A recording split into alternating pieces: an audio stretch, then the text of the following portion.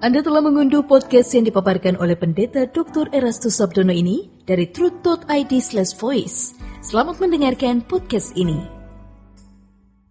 Bapak, Ibu, dan saudara-saudara yang terkasih di dalam Tuhan, kebenaran saat ini berjudul menjerit untuk hidup suci. Menjalani hidup di dunia yang sudah semakin rusak dan penuh kejahatan, pasti kita akan bertemu dengan banyak masalah dan pencobaan. Apalagi bagi kita yang bertahan untuk hidup suci. Kita pasti pernah menjerit kepada Tuhan, berseru kepada Tuhan untuk mendapat pertolongan Tuhan, jalan keluar dari persoalan itu dengan jeritan yang begitu dalam. Tangisan yang begitu menyayat di dalam jiwa kita untuk satu persoalan yang kita hadapi atau ancaman atas hidup kita yang begitu besar. Apakah itu masalah sakit penyakit? Apakah masalah ekonomi? Apakah masalah hukum?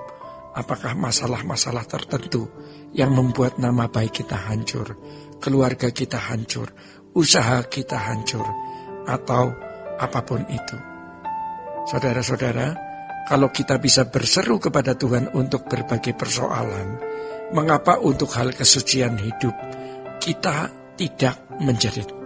Yaitu bagaimana kita hidup suci, bagaimana kita bisa hidup tidak cacat, tidak bercela, bagaimana kita bisa hidup berkenan kepada Allah. Niat untuk hidup suci dan berkenan memang sudah kita miliki, namun sejujurnya masih ada hal lain yang masih kita anggap lebih mengancam hidup kita, yaitu masalah-masalah kehidupan yang mendatang. Kalau kita menjerit untuk menjadi seseorang yang berkenan, bukan berarti kita belum memiliki keselamatan.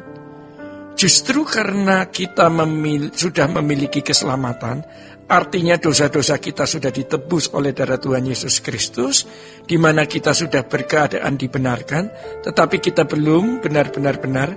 Jangan karena kita merasa sudah ditebus oleh darah Yesus Kristus, lalu kita merasa semua sudah selesai. Justru baru dimulai. Ya. Kalau Yesus tidak mati di kayu salib, mau usaha baik bagaimanapun tetap binasa. Kalau Yesus tidak mati di kayu salib, tidak ada pengadilan, tidak ada perhitungan. Semua akan meluncur ke neraka. Tetapi dengan Yesus mati di kayu salib, maka ada pengadilan. Orang diadili menurut perbuatannya. Artinya apakah mereka punya batin yang baik, yang tidak membahayakan bagi sesamanya. Makanya kepada orang-orang yang berbuat baik, kepada orang lain di Matius 25, mereka boleh masuk dunia yang akan datang.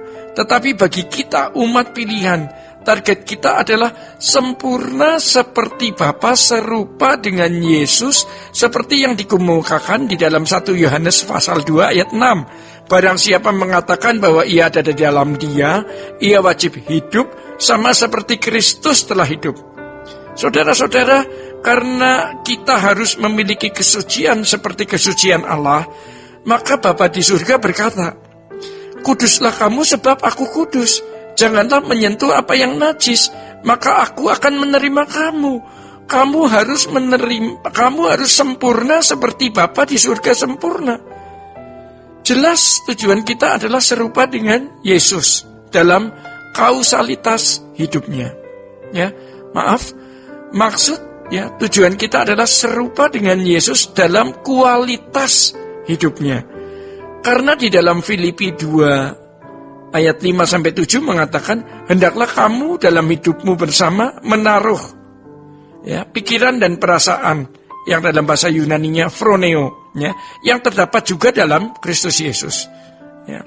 Dalam konteks jemaat Filipi, Paulus mengingatkan para jemaat untuk hidup berdampingan satu sama lain, dengan mengutamakan kepentingan orang lain di atas diri sendiri.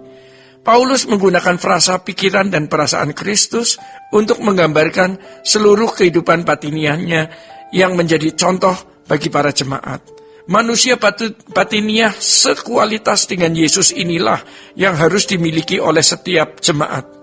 Dengan kata lain, standar yang harus kita capai adalah pikiran dan perasaan Kristus sendiri.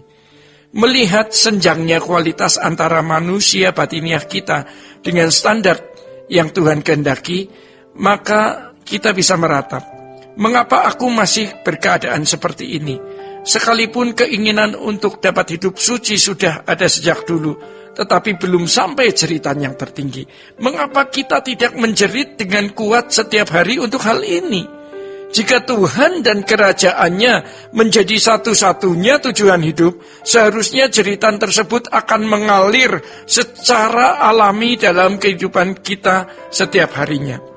Orang yang memandang bahwa kematian Yesus di kayu salib sudah membuat selesai segala proses keselamatan, dia tidak menyadari kesucian Allah yang luar biasa, di mana Allah menghendaki kita memiliki kekudusan, kesucian seperti kesucian dan kekudusannya.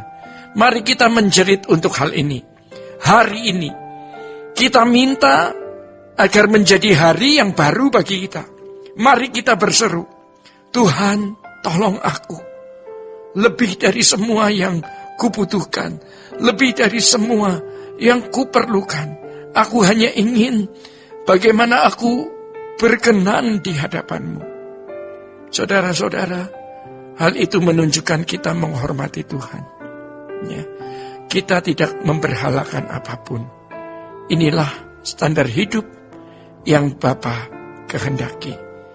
Demikian kebenaran saat ini. Tuhan Yesus memberkati Bapak, Ibu, dan saudara-saudara. Sola Gracia. Untuk berlangganan renungan harian dalam bentuk cetak, silakan hubungi Truth Literatur di nomor telepon 0878 7870 7000.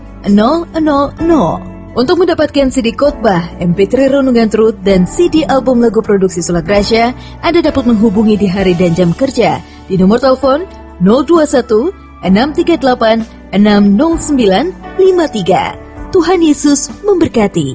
Sola Gracia.